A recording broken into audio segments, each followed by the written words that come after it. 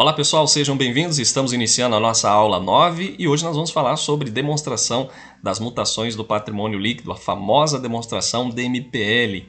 Tá? Então, para você aí que nunca ouviu falar, nós vamos explicar. Hoje a aula é bem rápida, curta, mas é claro que através de um exercício que nós vamos estar passando aí posteriormente para vocês vão estar executando, né, fazendo toda essa análise e automaticamente vocês vão compreender bem melhor do que a gente vai falar hoje na nossa aula, tá ok? Bom, então a DMPL, pessoal, vamos ver como se dá a apuração dessa demonstração muito importante, tá? Especificamente da conta do patrimônio líquido.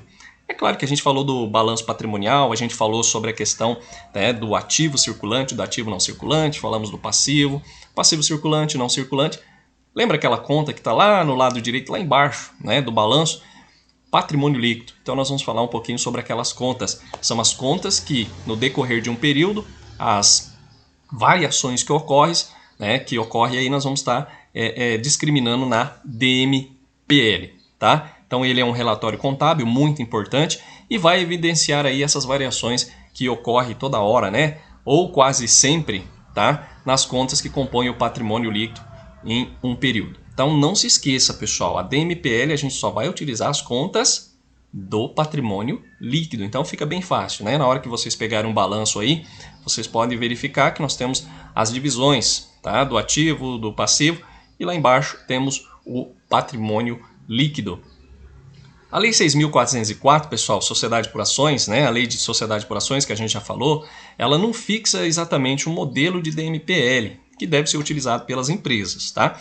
Mas ela menciona essa demonstração no parágrafo 2º do artigo 186, que permite que a DLPA é o que é? Demonstrativo, né? Ou demonstração dos lucros ou prejuízos acumulados, que seja incluída nessa DMPL, ou seja, quando elaborada e publicada pela companhia. Tá? Assim, essas informações que a lei determina para a DLPA devem constar na DMPL. Então, as informações serão relativas especificamente da movimentação dessas contas que a gente está falando. Patrimônio líquido. Tá? Então, nós vamos ter um exercício, basicamente vocês vão compreender melhor na hora de vocês fazerem essa atividade.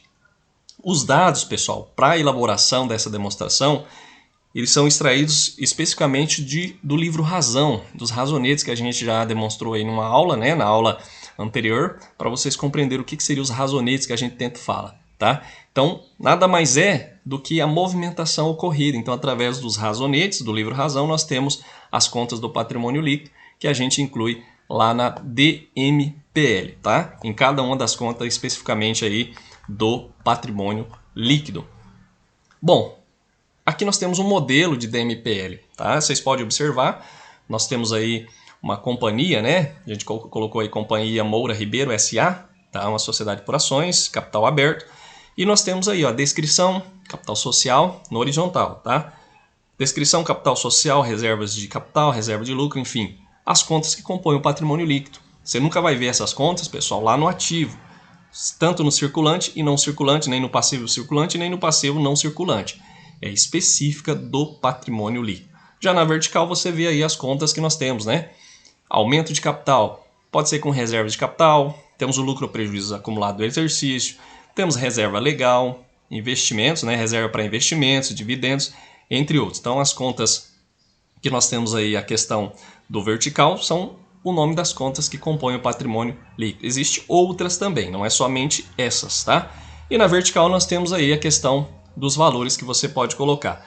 Lembrando, pessoal, que o total para a DMPL está correta, os saldos em 31/12, lá no final total, né, se você pegar aí o horizontal, no total ele tem que ser o mesmo valor do vertical. Tá? Então toda movimentação que você coloca, os dois saldos têm o mesmo valor. Tá? Se chegar lá, você fazer o somatório no vertical e tanto horizontal e der diferente, tem algo errado. É claro que nós vamos fazer exercício para vocês compreenderem melhor, né, um pouquinho da DMPL, tá ok? Pessoal, basicamente essa é a aula de DMPL. A gente resumiu, é claro que nós vamos colocar mais em prática. Nós temos aí os vídeos complementares, não deixa de acompanhar. Temos também o livro, temos a apostila, a gente passou para vocês e a gente com certeza vamos estar passando essas atividades para vocês compreenderem melhor. tá ok?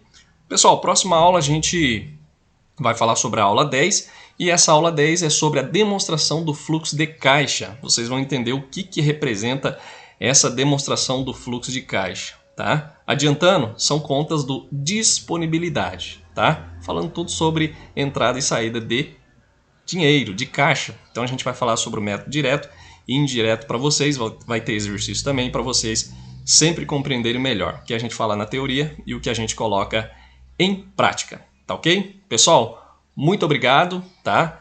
Você que ainda não assistiu às aulas anteriores, acompanhe, tá? Assistem, tirem dúvidas, nós vamos ter as nossas aulas ao vivo, justamente para vocês estarem resolvendo atividades, o professor sempre estará à disposição para ajudar vocês a resolver os exercícios, tá ok?